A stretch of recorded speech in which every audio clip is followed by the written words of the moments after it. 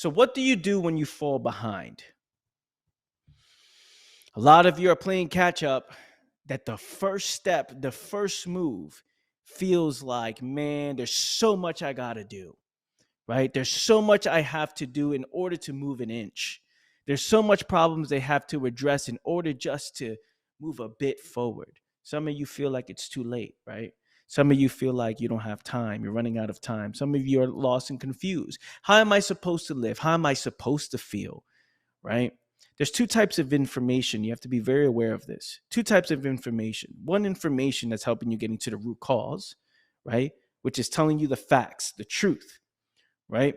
Then the other type of information is giving you the greatest escape to your problem. Now there's conflict. If you are in search for the greatest escape to your problem and you're listening to information that's going to get you to the root cause to the problem, then there's conflict, right? There's a disconnect in the information. Also, if you're looking for the root cause to put an end, right? To put an end to something, to get to the roots, to get to it. And then you start searching for the greatest escape to your problem. You start now running away, and then you get back to the same point.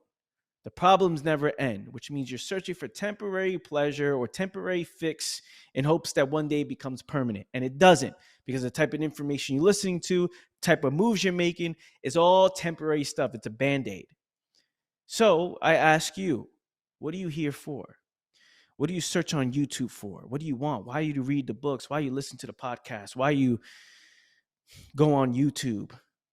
Who are you following, right? And what is the foundation of the information that's being given to you, right? And the only way you can find out what's actually happening, first of all, is understanding your priority first. And then the second thing is going all in on the information.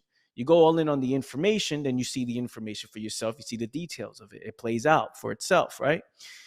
So I question this because for so long, it's like after hundreds of conversations with people, and we're talking about hours and hours, hundreds, thousands of hours of conversations over the last 13 years of my life I've had with people, you start to see that they're in this cycle, never ending cycle where the problem is there and they don't think that the problem will ever come to an end.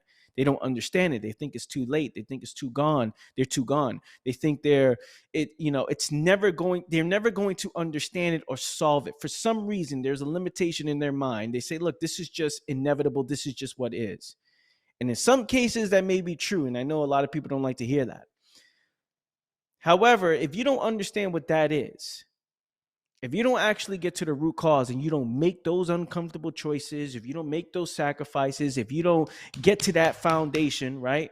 What happens is you're in this cycle, you get disappointed. This may be it. This may be the solution. Then it's temporary. Oh, this is it. Then it's temporary.